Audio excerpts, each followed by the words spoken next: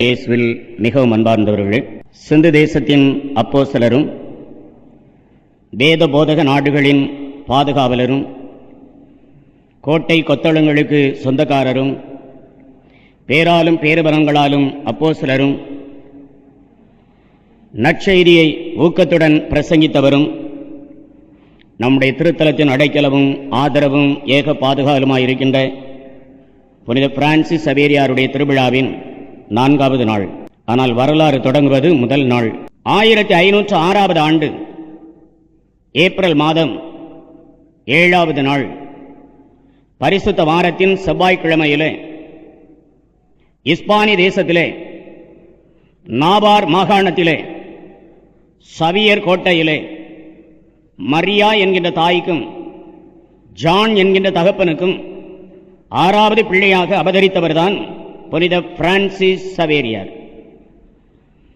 ஞானஸ்நானம் கொடுக்கின்ற பொழுது என்ன பெயரை இவருக்கு இடலாம் என்று பெற்றோர்கள் யோசித்த பொழுது இவருக்கு முன்னாலே வாழ்ந்து காட்டிய 2 புனிதருடைய பெயர் இவருடைய ஞாபகத்திற்கு வந்தது. பிரான்ஸ் தேசத்திலே சலேத்மா நகரிலே பிறந்து இயற்கையோடு பேசி உறவாடி இயற்கையினுடைய ரகசியங்களிலே ஆண்டவருடைய பிரசன்னத்தை முழுமையாக கண்ட பிரான்சிஸ் சலேசியார் இவருடைய ஞாபகத்திற்கு வந்தது. 2வதாக இத்தாலி தேசத்திலே புகழ்பெற்ற அசிசிபா நகரத்திலே பிறந்து மொத்த ஜவுளி வியாபாரியினுடைய ஒத்தை மகனாக பிறந்து பெரிய செல்வந்தனுடைய கோடீஸ்வரனுடைய தகப்பனுக்கு ஒரே மகனாக பிறந்து எல்லா சொத்துக்களையும் ஏழைகளுக்கு கொடுத்துவிட்டு காட்டிற்கு சென்று தவம் புரிந்து ஒரு பெரிய சபையையே உருவாக்குகின்ற அளவிற்கு உருவெடுத்த பிரான்சிஸ் அசிசியாருடைய ஞாபகம் அவர்களுக்கு வந்தது. எனவே 2 பெரும் புனிதர்களை தங்களுடைய ஞாபகத்திலே கொண்டு இந்த புனிதர்களைப் போல் தன்னுடைய பிள்ளையும் வாழ வேண்டும் வளர வேண்டும் என்கிற ஆசையினாலே இவருக்கு பிரான்சிஸ் என்று பெயரிடப்பட்டது. சவியர் கோட்டையிலே பிறந்ததினாலே இவருடைய பெயரோடு இவர் பிறந்த அந்த கோட்டையினுடைய பெயரும் சேர்ந்து கொண்டு Francis Xavier, Francis Xavier, Francis Saveriyar என்கின்ற பெயர்கள் அவருடைய பெயரோடு ஒட்டிக்கொள்ள ஆரம்பித்தன. பின்னாலே பிரான்சிஸ் என்கின்ற அவருடைய ஞானஸ்நான பெயர் பீத்து கொண்டு சென்றுவிட அவருடைய சவியர் கோட்டையினுடைய பெயரே இவருடைய பெயராக பரவலாக பிரபல்யமாக அமையத் தொடங்கியது. எனவே சவியர் என்றும் சேவியர் என்றும் சவேரியார் என்றும் இவர் தனிப்பட்ட முறையிலே அழைக்கப்படுகின்றார். என்றால் இந்த சவியர் கோட்டையினுடைய மகிமைதான் என்ன? இஸ்பானி தேசத்தினுடைய மகிமைதான் என்ன? இந்த இஸ்பானி தேசத்தினுடைய 13வது நூற்றாண்டிலே போர்ச்சுகல் தேசத்தை பிரித்து அல்போன்சோ ஹென்ரிக் என்று சொல்லப்படுகின்ற தன்னுடைய தளபதி இடத்திலே ஒப்படைக்கின்றான் இஸ்பானி தேசத்தினுடைய அரசன். இந்த இஸ்பானி தேசமும் போர்ச்சுகல் தேசமும் ஒரே நாகரிகம், ஒரே கலாச்சாரம், ஒரே பண்பாடு, ஒரே ஆன்மீகம், எல்லாமே கத்தோலிக்க கிறிஸ்தவர்களை கொண்ட நாடுகள். ஸ்பெயினில் இருந்து போர்ச்சுகல் பிறந்ததினாலே ஸ்பெயின் எப்படியோ அப்படியே போர்ச்சுகலும் இருக்க ஆரம்பித்தது. எனவே தேவ அன்னையினுடைய பக்தியை மையமாக கொண்டு வளர்ந்ததுதான் போர்ச்சுகல், ஸ்பெயின் என்று சொல்லப்படுகின்ற இந்த நாடு. எனவே இவைகளில் எல்லாம் தேவ அன்னையினுடைய பக்தியானது எவ்வாறு சிறந்து விளங்கியது என்பதை காட்டுவதற்கு ஒரே உதாரணம் புனித பிரான்சிஸ் சவேரியாரை சின்னம் சிறு பாலகனாக தொட்டிலே போட்டு ஆட்டுகின்ற பொழுது அந்த தாய் மரியா ஒரு பாடலை பாடினாள். எப்படிப்பட்ட பாடல் என்றால் தேவ அன்னையினுடைய மகிமைக்காக ஏற்றப்பட்ட பாடல். மகத்துவத்தையும் ஆட்சிமையையும் மிக அழகாக எடுத்துரைக்கின்ற பாடல். இதை அந்த மொழியில் பாடுகின்ற பொழுது நாவு தித்திக்குமா, இதயமானது தித்திக்குமா, நம்முடைய மெய்சில் இருக்குமா? அப்படிப்பட்ட பாடலை பாடி தன்னுடைய குழந்தையை தாளாட்டியதாக வரலாறு சொல்கிறது. எனவே தொட்டிலை ஆட்டுகின்ற பொழுது இந்த மரியா என்று சொல்லப்படுகின்ற தாய் அற்புதமான ஒரு பாடலை பாடினாள்.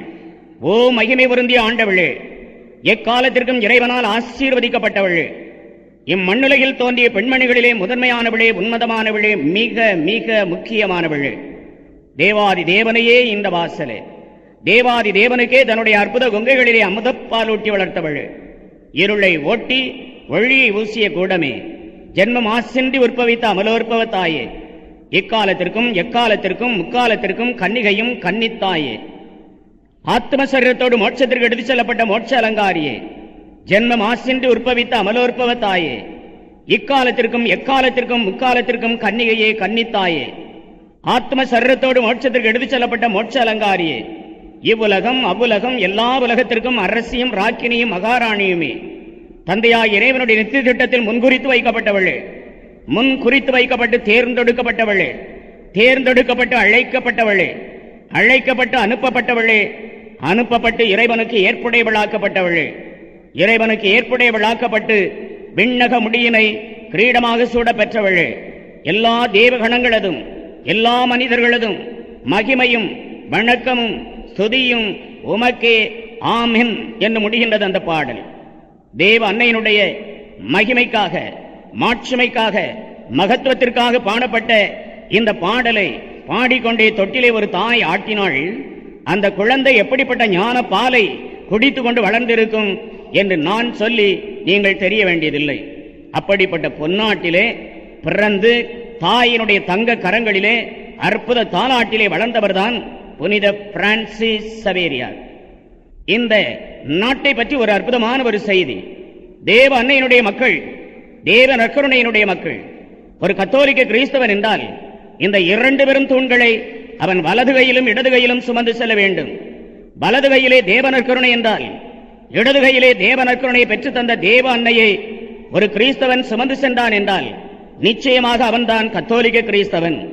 எனவே அப்படிப்பட்ட கத்தோலிக்க கிறிஸ்தவ பாரம்பரிய விசுவாசத்திலே பிறந்து புரண்டு பிறழ்ந்ததுதான் இந்த போர்ச்சுகல் தேசம், இஸ்பானிய தேசம் என்று அழைக்கப்படுவதெல்லாம். இந்த நாட்டை பற்றி, தேவ அன்னையினுடைய பக்தியை பற்றி ஒன்றிரண்டு உதாரணங்களை மட்டும் மிக வேகமாக உங்களுக்கு நான் சொல்லி வருகிறேன். அப்பொழுது உங்களுக்கு புரியும், தேவ அன்னையினுடைய நாடு, தேவ அன்னையினுடைய நிலம், மாதாவினுடைய நிலம் என்றெல்லாம் இது அழைக்கப்படுவதற்கு எவ்வளவு பொருத்தமும் தகுதியும் நீதியுமானதாக அமைந்திருக்கும் என்று நீங்களும் நானும் கண்டுகொள்ளலாம்.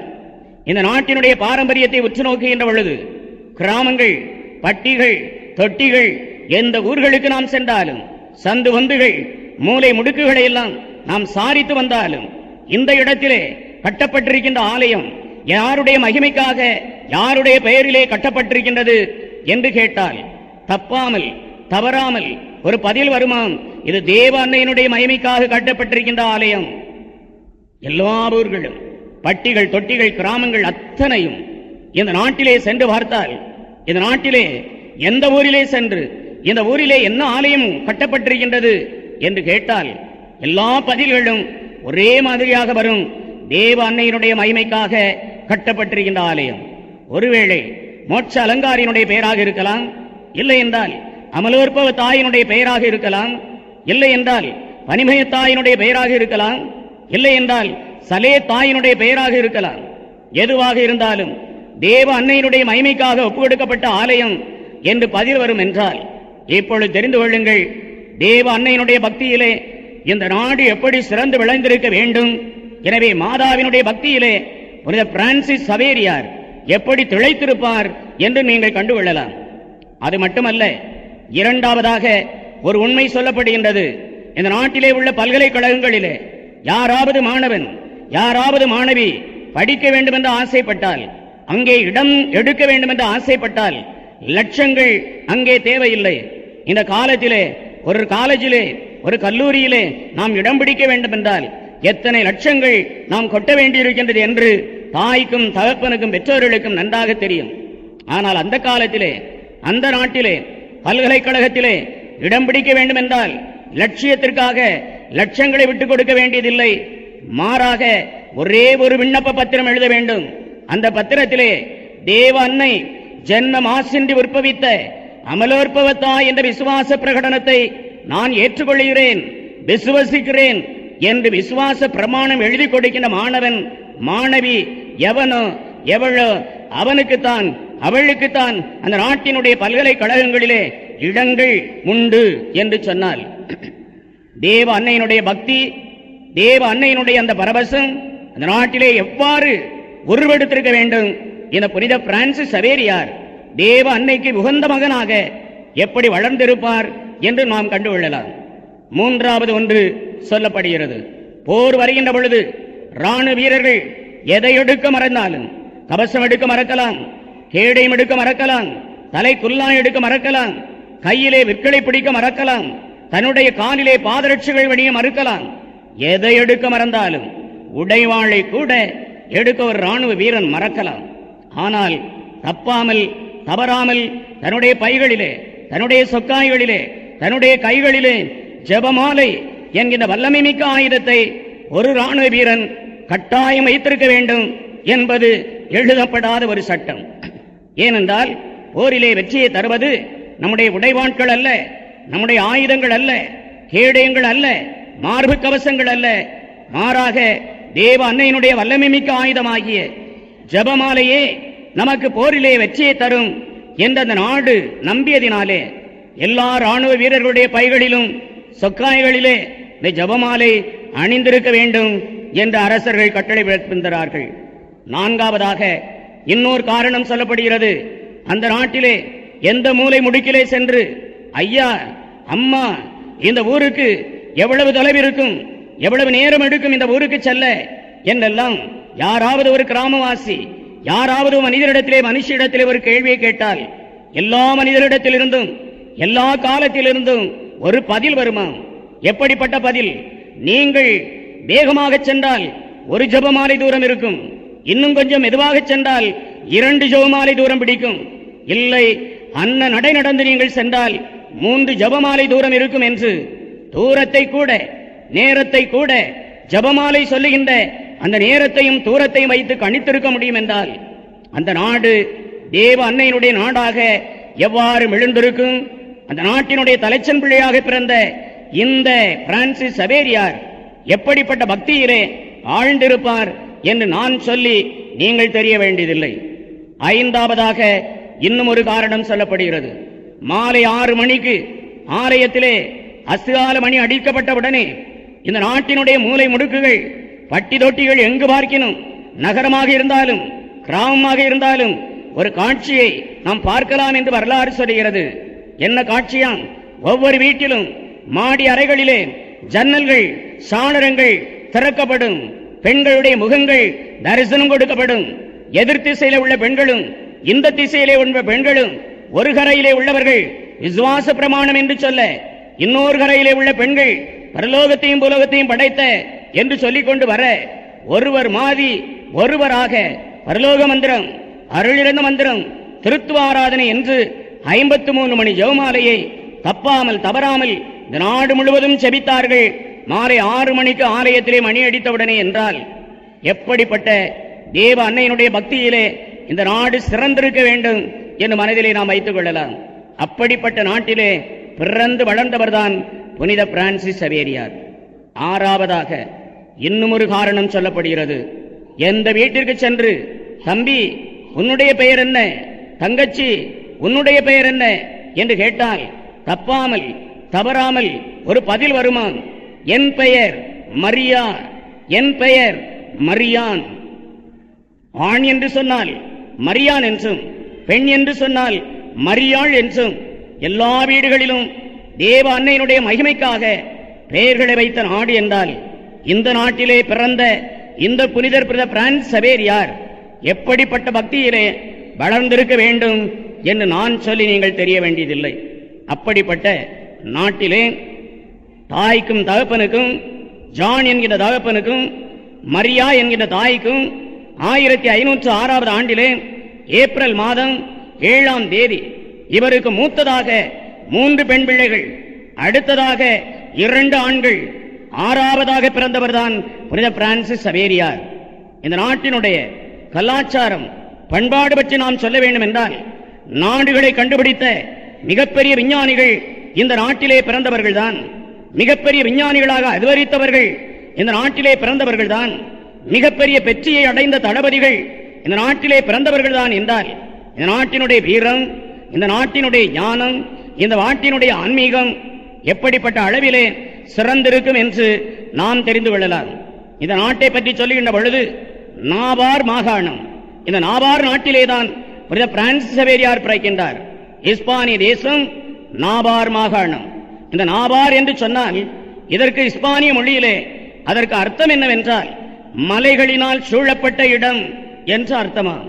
எனவே கேரள பிரதேசத்திற்கு நீங்கள் சென்றால் ஒரு பக்கம் மலம், இன்னொரு பக்கம் ஆழம், மலை ஆழம், மலை ஆழம் என்று தொடர்ந்து அந்த நாடு செல்வதனாலே அந்த நாட்டை மலையாள நாடு என்று நாம் அழைக்கின்றோம்.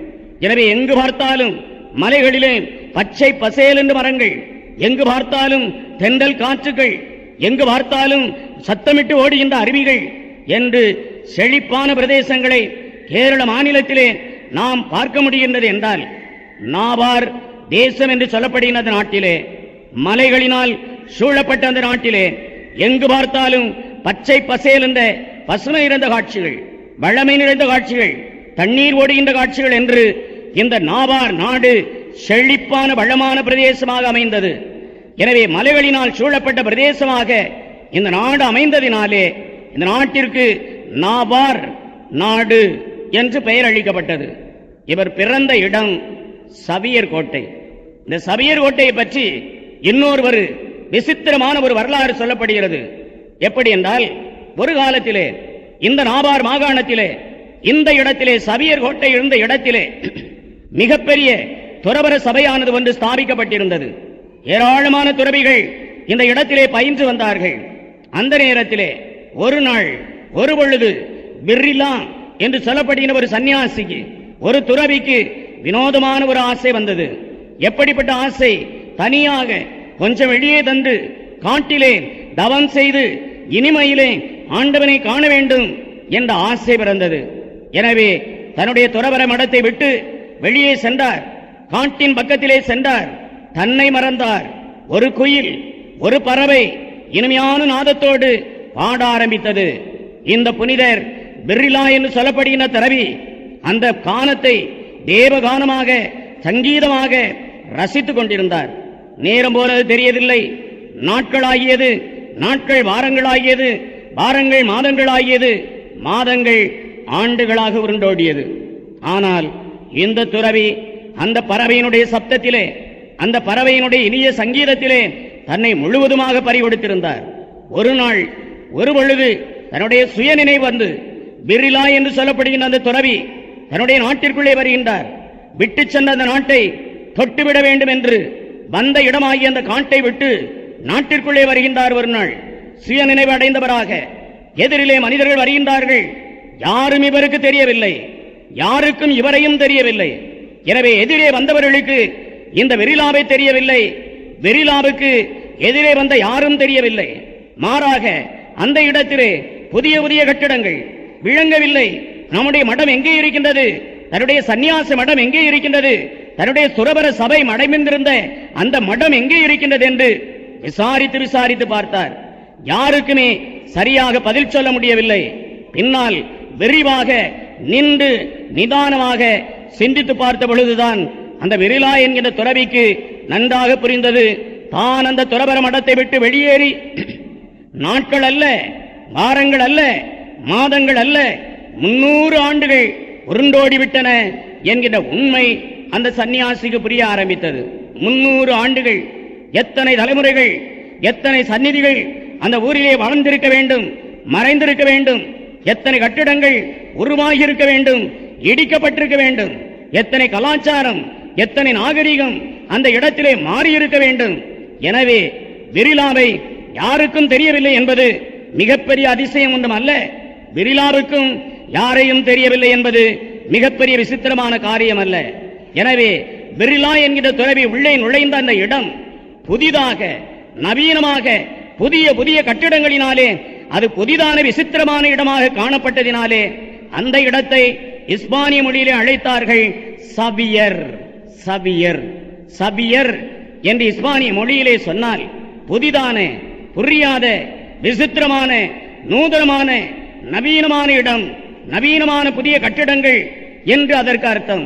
அந்த இடத்திலேதான் ஒரு கோட்டை அமைந்திருந்தது. அந்த கோட்டைக்கு சொந்தக்காரர் தான் புனித பிரான்சிஸ் சவேரியார்.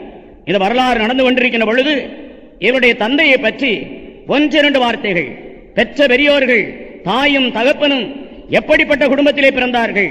அவர்கள் பஞ்சை பராரிகள் அல்ல, அன்றாடம் காட்சிகள் அல்ல, வெந்ததை தின்போம், விதி வந்தால் சாவோம் என்கின்ற ஒரு சாதாரண மனிதர்கள் அல்ல. அந்த மனிதர்கள் மாறாக தகப்பனுடைய வரலாறு எடுத்துக்கொண்டால் மிகப்பெரிய கோட்டைக்கு சொந்தக்காரர்.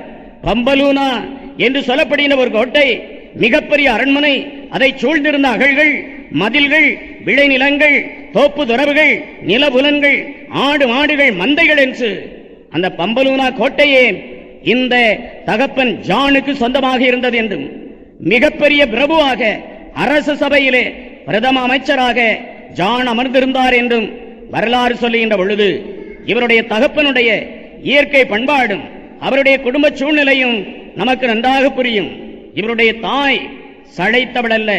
தகப்பனுக்கு ஒரு கோட்டை என்றால் தாய்க்கு 2 கோட்டைகள் இருந்தன. அதிலே ஒரு கோட்டை தான் சவியர் கோட்டை, இன்னொரு கோட்டை கொய்த்தா என்கிற இடத்திலே உள்ள கோட்டை ஆகிய இரட்டை களபடிகளுக்கு, இரட்டை கோட்டைகளுக்கு சொந்தக்காரி மரியா. 2 பேருக்கும் திருமணம் நடக்கின்றது. பம்பலுனோ கோட்டைக்கு சொந்தக்காரராகிய ஜானுக்கும் இந்த சவியர் கோட்டைக்கு சொந்தக்காரியாகிய மரியாவுக்கும் திருமணம் நிச்சயிக்கப்பட்டு திருமணம் நடக்கின்றது. பிறந்தது முதலிலே 3 குழந்தைகள். இந்த 3மே பெண் குழந்தைகள். ஒருத்தி கன்னியாஸ்திரியாக துறவர மடத்திலே சேர்ந்தாள், மூத்தவள். 2வதாக ஒருத்தி பிறந்தாள். இசபெல்லா பேரரசினுடைய அழகிலே மயங்கி அவளுடைய அரண்மனையிலே அவளுக்கு தோழியாக அமைய ஆரம்பித்தாள். 3வதாக ஒரு பெண் குழந்தை பிறந்தது, அது திருமணம் முடித்தது. 4வது பிறந்தது ஆண் குழந்தை, அது ராணுவ வீரன் ஆகியது. 5வதும் ஒரு ஆண் குழந்தை பிறந்தது.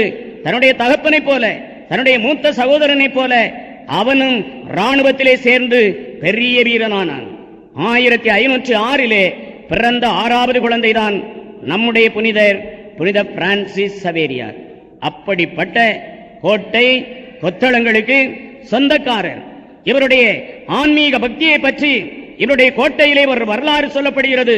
இந்த கோட்டைக்குள்ளே நுழைந்தவுடனே பார்க்கலாம், ஒரு மனிதனா, 2 மனிதர்களா, ஒரு வேலையாளா, 2 ஊழியக்காரர்களா, கிறிஸ்தவ அன்பார்ந்தவர்களே, ஆயிரக்கணக்கானவர்கள் நெல் குத்துகின்றவர்கள், அந்த வயலிலே கோதுமை அறுக்கின்றவர்கள், ஆடு மாடு மேய்க்கின்றவர்கள், தோப்புகளிலே தென்னைகளிலே தேங்காய் வெட்டுகின்றவர்கள், இப்படியாக பல வேலைகளை செய்கின்ற 1000 வேலையாட்கள்.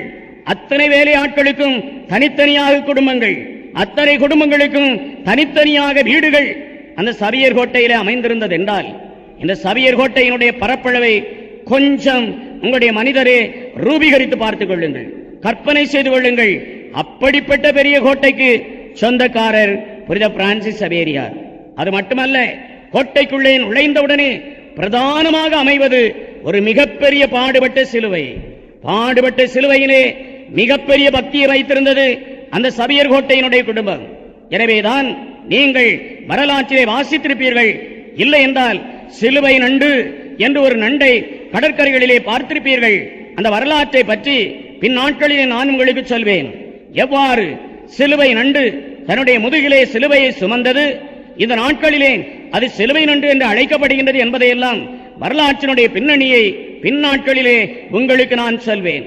அப்படிப்பட்ட சிலுவையை சொந்தமாக்கி கொண்ட புனிதர் பிறந்த இடம்தான் அந்த கோட்டை கொத்தளமாகிய சவியர் கோட்டை. கோட்டைக்குள் நுழைந்தவுடனே பிரதானமாக கம்பீரமாக அந்த கோட்டைக்குள்ளே ஆசீர்வதிப்பது போல அமைந்து நம்மை எல்லாம் இருகரம் விரித்து வரவேற்கின்றது ஒரு பாடுபட்ட சிறுவம்.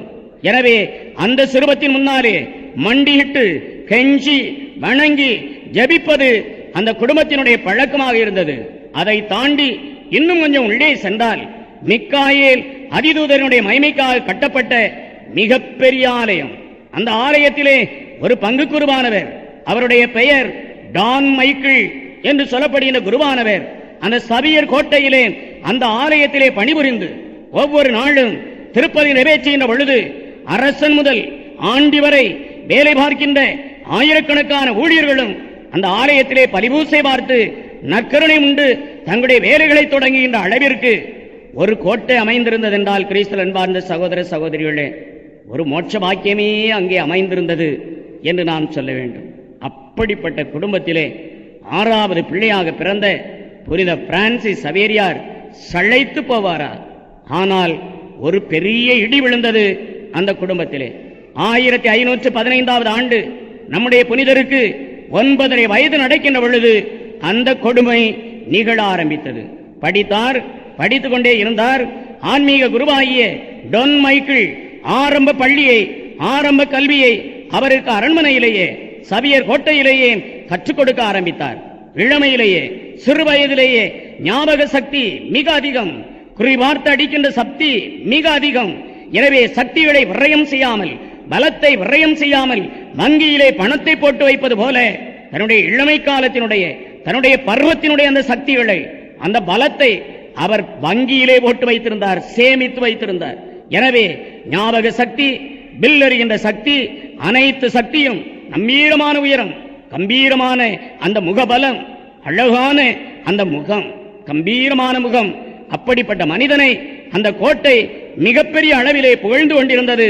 அந்த நேரத்திலே மிகப்பெரிய யுத்தம் நாட்டிலே அறிவிக்கப்பட்டது. இந்த நாட்டை பிடித்துவிட வேண்டும், நாபார் மாகாணத்தை பிடித்துவிட வேண்டும், சவியர் கோட்டையை இடித்துவிட வேண்டும் என்று கங்கணம் கட்டிய ஒரு நாடு படையெடுத்தது. அந்த படையெடுப்பிலே தளபதியாக, அமைச்சராக, அரசனுக்கு பக்கத்திலே நின்று போரிட்டவர் தான் நம்முடைய புனிதர் பாதுகாவலர் புனிதர் பிரான்சிஸ் சவேரியாருடைய தகப்பன் ஜான் என்கின்றவர். ஆனால் அந்தோ பரிதாபம், அந்தோ பரிதாபம். வந்தது மிகப்பெரிய கொடுமை, விழுந்தது மிகப்பெரிய இடது, விழுந்தது மிகப்பெரிய விபரீதம். ஏன்? அந்த கோட்டையும், அந்த கொத்தளங்களும், அந்த நாடும் எதிரிகளுடைய கையிலே பிறந்தன. எனவே அரசனும், அவருடைய பிரதம அமைச்சரும், அவருடைய குடும்பங்களும் நாட்டை விட்டு ஓடினார்கள், காட்டிற்குள்ளே மறைந்த வாழ்க்கை நடத்தினார்கள். அப்படிப்பட்ட சூழ்நிலையிலே தான் இந்த குழந்தை வளர்ந்து வருகின்றது, தன்னுடைய தாயினுடைய அரவணைப்பிலே. ஒருவாறு 2 ஆண்டுகள் கழித்து இந்த ஜான் மறுபடியும் நாட்டிற்குள்ளே திரும்பி வருகின்றான். வருகின்ற பொழுது கோட்டைகள் இல்லை, நிலபுலன்கள் இல்லை, சொத்துக்கள் இல்லை, மாவு ஆலைகள் இல்லை, ஆடு மாடு மந்தைகள் இல்லை. எனவே அத்தனை சொத்துக்களையும், அவ்வளவு கௌரவத்தையும், அவ்வளவு கம்பீரத்தையும் இழந்து நடுத்தருவிலே நின்ற தன்னுடைய குடும்பத்தை பார்த்து இடிந்து போன ஜான் அந்த நிலையை, இழி நிலையை தாங்கிக் கொள்ள இயலாதவாறு மாரடைப்பினாலே 1515வது ஆண்டு இறந்துவிட கிறிஸ்தவ என்பார்ந்த சகோதர சகோதரிகளே, நம் புனிதர் பிரான்சிஸ் சவேரியாருடைய வாழ்க்கை, எதிர்காலம் மிகப்பெரிய கேள்விக்குறியானது. அவருடைய வாழ்க்கையினுடைய அந்த எதிர்காலம் மிகப்பெரிய இருண்ட காலமாக அவருடைய கண்முன்னாலே தெரிந்தது. இருந்தாலும் கன்னிகையாக மடத்திற்கு, துறவர மடத்திற்கு சென்றிருந்த அந்த அன்னாள் என்று சொல்லப்படுகிற மூத்த சகோதரி இவளை திடம் கொடுத்தாள், பலம் கொடுத்தாள், உற்சாகம் கொடுத்தாள், ஊக்கம் கொடுத்தாள். அந்த நேரத்திலே 2வது முறையாக சிதைந்து போயிருந்த நாட்டினுடைய ராணுவ படைகளை ஒன்று சேர்த்தார்கள். பிரான்சிஸ் சவேரியாருடைய 2 அண்ணன்மார்கள், இன்னும் சில பிறப்புகள் சேர்ந்து தங்களுடைய பழைய அரசனை மறுபடியும் இஸ்பானிய தேசத்தினுடைய கோட்டையிலே அந்த கொலுவீற்றிருக்க செய்ய வேண்டும் என்கிற ஆசையினாலே அரசன் வெளிநாடு சென்றிருந்த சமயத்திலே 2வது முறையாக போர் தொடுத்தார்கள். அந்த நேரத்திலே கோட்டையை, கொத்தளங்களை நின்று காத்தவர்தான் கிமோனஸ் என்று சொல்லப்படுகின்ற கர்தினால். அரசன் தவறிய பொழுது, அரசன் நாட்டிலே இல்லாத பொழுது பதவியையும் அதிகாரத்தையும் ஞானத்தையும் விவேகத்தோடு கையாண்ட கிமோனஸ் கர்தினால். படை தளபதி இல்லை இவர், படை ராணுவ தளபதி அல்ல, ராணுவ வீரர் அல்ல, இவர் நாட்டினுடைய அரசனும் அல்ல. உருவாகி ஆயராகி கர்தினால் பதவியை எட்டிப்பிடித்த இந்த கிமோனஸ் கர்தினால் அரசையும், அரச அதிகாரத்தையும் தன்னுடைய கையிலே எடுத்துக்கொண்டு ராணுவ வீரர்களை எப்படி இயக்கினார் என்றால், மிகப்பெரிய ஞான தந்திரிகள் கூட செய்ய முடியாத அந்த ராணுவ வியூகத்தை வகுத்தமைத்தார் கிமோனஸ். எப்படி என்றால், இனிமேல் ஒரு நாளும் இந்த சவியர் கோட்டையிலே இந்த நாவார் அரசு மறுபடியும் ஒரு எழுச்சி, மறுபடியும் ஒரு கிளர்ச்சி எழுந்துவிடக் கூடாது, புரட்சி வந்துவிடக் கூடாது, போர் வந்துவிடக் கூடாது என்று முழுமையாக முறியடிக்க கிறிஸ்தவ அன்பார்ந்த சகோதர சகோதரிகளே, அகழிகள் மூடப்பட்டது, கோட்டைகள் விடிக்கப்பட்டன, மிகப்பெரிய வெற்றி சங்கு ஊதப்பட்டது. ஆம், கர்தினால் கிமோனஸுக்கு மிகப்பெரிய வெற்றி, ஆனால் நாவார் அரசுக்கு மிகப்பெரிய தோல்வி, மிகப்பெரிய தோல்வி. கல்லின் மேல் கல்லிராதபடி சவியர் கோட்டையானது இடிக்கப்பட்டது, குடும்பமானது நடுத்தெருவிலே நின்றது. இருந்தாலும் இறக்கப்பட்டு கர்தினால் கிமோனஸ் இழந்த அந்த சொத்துக்களை எல்லாம் அந்தந்த நபர்களுக்கு, நான் போரிட மாட்டேன், புரட்சி செய்ய மாட்டேன், இனி அரசுக்கு எதிராக துரோகம் செய்ய மாட்டேன், உன்னுடைய ஆட்சியை நான் ஏற்றுக்கொள்கிறேன் என்று நிபந்தனையுடன் சொத்துக்கள் மறுபடியும் கொடுக்கப்பட்டன. மறுபடியும் கம்பீரமாக எழுந்து நின்றது சவியர் கோட்டை. அதிலேதான் டீனேஜ் பருவத்திற்குள்ளே இன்று காலையிலே நாம் பார்த்தோமே, டீனேஜ் பருவம், பால பருவம் கடந்து இந்த பருவ வயது வருகின்ற பொழுது நேற்று இரவு வரை இல்லாத ஒரு சக்தி, நேற்று இரவு வரை இல்லாத ஒரு பலம் அவனுக்கு விடியற் காலையிலே வருகின்றது. இனம் தெரியாத உணர்ச்சிகள், இனம் தெரியாத வளர்ச்சிகள், சதை வளர்ந்திருக்கின்றது, உஜங்கள் வளர்ந்திருக்கின்றன, ஒரு இனம் தெரியாத இரத்த ஓட்டம், நரம்புகள், நாளங்கள், எலும்புகள், சதைகள் புடைத்தெழுந்து நிற்கின்றன. அவனால் எதையும் செய்ய இயலும் என்கிற ஒரு சக்தி, ஒரு பலம் அவனுடைய ஆன்மாவிலே, இதயத்திலே பிறக்கின்றது. எனவே அப்படிப்பட்ட சக்தியை தான் புனித பிரான்சிஸ் சவேரியார் நமக்கு வாழ்ந்து காட்டினார். வங்கியிலே சேர்த்து வைக்க வேண்டும். ஒரு மாணவன், ஒரு மாணவி, இல்லை என்றால் பெரிய ஒரு தளபதி, பெரிய ஒரு தலைவன், விவேகமுள்ளவன் என்றால் என்ன செய்ய வேண்டும்? சேர்த்து வைப்பான் தன்னுடைய சொத்துக்களை, சேர்த்து வைப்பான் தன்னுடைய பணத்தை சரியான இடத்திலே, சரியான முறையிலே, சரியான நேரத்திலே. வேதத்திலே ஆண்டவர் ஒரு உவமையை சொன்னார். மிகப்பெரிய செல்வந்தன் ஒருவன் இருந்தான். அவனுடைய நிலத்திலே ஏராளமான விளைச்சல் அந்த ஆண்டு விளைந்திருந்தது. ஆனால் களஞ்சியம் மிகச் சிறிதாக இருந்தது. எனவே அந்த அறிவிலை நினைத்தான், விளைந்திருக்கிற தானியம் அதிகம், ஆனால் என்னுடைய களஞ்சியமோ சிறிது. எனவே என் களஞ்சியத்தை எடுத்து பெரிதாக கட்டுவேன், விளைந்திருக்கின்ற தானியங்களை எல்லாம் அந்த களஞ்சியத்திலே கொண்டு சேர்ப்பேன், சேர்த்து வைப்பேன். எனவே தானியத்தை மட்டுமல்ல, செல்வத்தை மட்டுமல்ல, பணத்தை மட்டுமல்ல, உன் பலத்தையும் உன் சக்தியையும் உன் வீரியத்தையும் நீ விரயமாக்கி விடாமல், அந்த இளமை காலத்திலே வங்கியிலே பணத்தை போட்டு வைப்பது போல உன் சக்தியையும் உன் பலத்தையும் உன் வீரியத்தையும் அந்த வங்கியிலே போட்டு நீ சேமித்து வைத்திருந்தால் பின்னாள் ஒரு நாள் வரும், அந்த நாளிலே வங்கியிலே பணத்தை எடுத்து செலவழிப்பது போல நீ செலவழிக்கலாம். இல்லை என்றால் முன்மதி இல்லாமல் சக்தியை இழந்து தொடை நடங்கி நரம்புகள் நாடிகள் சக்தி இழந்து அம்மா ஐயா ஏதாவது கடன் தருவீர்களா என்று மருத்துவனிடம் மருத்துவ கடைகளிலே நீ யாத்திரை கேட்க வேண்டியது வரும். அப்படிப்பட்ட நிலைமையை உணர்ந்து இன்றே இளைஞன் எழுந்து நிற்க வேண்டும் என்று இன்றைய காலையிலே நாம் பார்த்தோம். அப்படிப்பட்ட பருவத்திலே நுழைந்த புனித பிரான்சிஸ் சவேரியார் தன்னுடைய 18வது வயது 18 டீனேஜ் பருவத்தினுடைய நெருங்கிக் கொண்டிருக்கின்ற காலத்தை மிக வேகமாக அடைந்து கொண்டிருந்தார் புனித பிரான்சிஸ் சவேரியார். அவர் யூகமானவர், விவேகமானவர். இந்த டீனேஜ் பருவம் எப்படிப்பட்ட பருவம் என்றெல்லாம் அவருக்கு தெரியும். எனவே முன்மதியோடு நடந்து கொண்டார். 3 மீன்களை பற்றி நீ ஆரம்ப கல்வியிலே படித்திருப்பாய் இளைஞனே, இளம்பெண்ணே. 3 மீன்கள் ஒரு குளத்திலே வாழ்ந்ததான். ஒரு மீனுடைய பெயர் வருமுன் காப்போன், இன்னொருவன் வந்தபின் காப்போன், இன்னொருவன் வருங்கால் காப்போன். அந்த 3 மீன்களுடைய கதி என்ன என்பதும் நமக்கு தெரியும். வருங்கால் காப்போன், வந்தபின் காப்போன், இவைகளெல்லாம் நிலைகுலைந்து விட வருமுன் காப்போன் அடுத்த குலத்திற்கு சென்றது, சேமித்து வைத்தது தன்னுடைய உயிரை. முன்மதியோடு விவேகத்தோடு நீ உன்னுடைய பலத்தை, நீ உன்னுடைய பருவத்தை, இந்த டீனேஜ் வயதை நீ பயன்படுத்த முடியுமானால் கிறிஸ்தவ அன்பார்ந்த இளைஞனே, இளம்பெண்ணே, ஒரு நாள் வரும், அந்த நாளிலே கம்பீரமாக புனித பிரான்சிஸ் சவேரியாரை போல கம்பீரமாக நிமிர்ந்து நின்று நீ பேசலாம். நரம்புகள் நாடிகள் அவர் உறுதி பூண்டாரே, இந்த உறுதிமொழி எப்படிப்பட்ட உறுதிமொழி பின்னாட்களிலே அவருடைய மனத்திலே உருவெடுத்தது. ஏதாவது ஒரு நாள், ஏதாவது ஒரு பொழுது, உலகத்தின் ஏதாவது ஒரு மூலையிலே ஏதாவது ஒரு மனிதன் கிறிஸ்துவை பற்றி அறிய வரவில்லை என்பதை நான் அறிய வந்தால் ஒரு நாளும் நான் நிம்மதியாக சாகவே மாட்டேன். எப்படிப்பட்ட ஒரு ஆத்மீக தாகம், எப்படிப்பட்ட ஒரு ஆன்மீக பலம், எப்படிப்பட்ட ஒரு இதய சக்தி.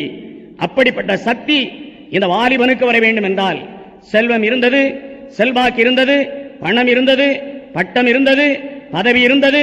நினைத்திருந்தால் தளபதி பதவியை எட்டி பிடித்திருக்கலாம், நினைத்திருந்தால் அமைச்சர் பதவியை எட்டி பிடித்திருக்கலாம். அவ்வளவு அழகு, அவ்வளவு அறிவு. ஆனால் செல்வம் வேண்டாம், செல்வாக்கு வேண்டாம். இந்த கிமோனஸ் கர்தினாலை போல நானும் பலம் படைத்தவனாக, சக்தி படைத்தவனாக, மிகப்பெரிய அதிகாரம் படைத்தவனாக இஸ்பானி தேசத்தை மட்டுமல்ல உலகத்தை என் காலடியிலே பதிப்பேன்.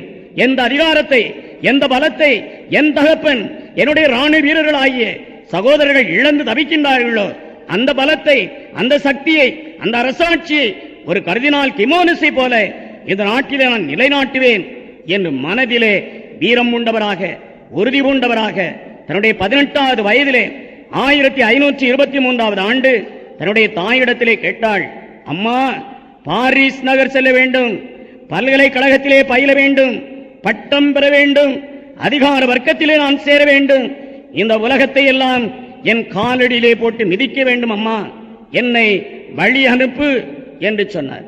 திகைத்தாள் அன்னை, கண்ணீர் விட்டாள், கதறினாள், வாயிலும் வயிற்றிலும் அடித்துக் கொண்டார்.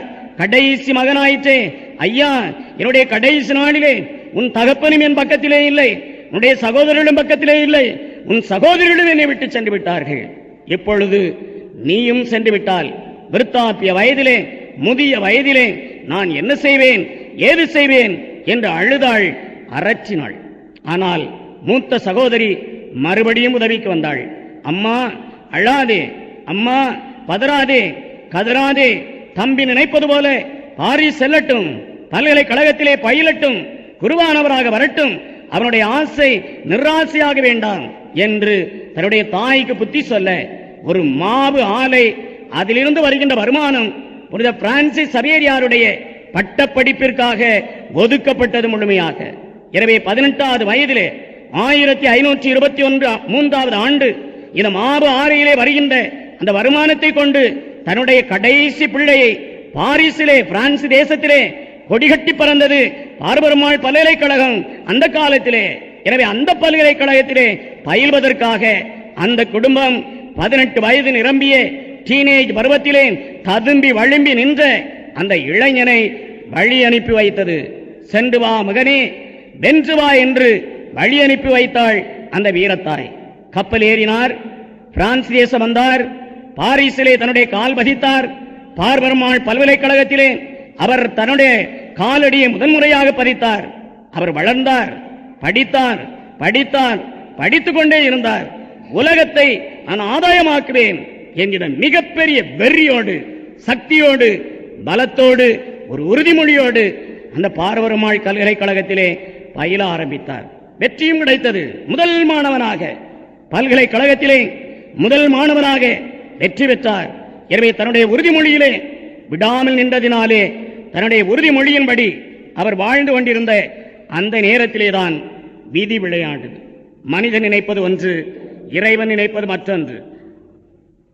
மனிதன் நினைத்தான், இந்த உலகத்தை நான் ஆதாயமாக்குவேன் என்று படித்தான். பார்பெருமாள் பல்கலைக்கழகத்திலே அதிலே வெற்றியும் பெற்றான். ஆனால் இடையிலே புகுந்தது இறைவனுடைய திட்டம். அந்த களஞ்சியத்திலே சேர்த்து வைத்த அந்த அறிவிலியிடம் ஆண்டவர் சொன்னாராம், நள்ளிரவிலே அந்த அறிவிலியை சந்தித்த ஆண்டவர் சொன்னார், அறிவிலியே, முட்டாளே, இன்று இரவே உன் உயிரை எடுக்க நான் போகிறேன், நீ சேர்த்து வைத்த சொத்துக்கள் யாருக்கு என்று கேட்டார்.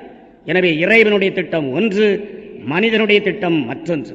எனவே மனித அளவிலே புனித பிரான்சிஸ் சவேரியார் நினைத்தார், கர்தினால் கிமோனிஸை போல உலகத்தை ஆதாயமாக்குவேன் என்று நினைத்தார். ஆனால் இறைவன் அவருக்கு பெரிதோர் திட்டத்தை வைத்திருந்தார். அது என்ன திட்டம், அது என்ன விதி?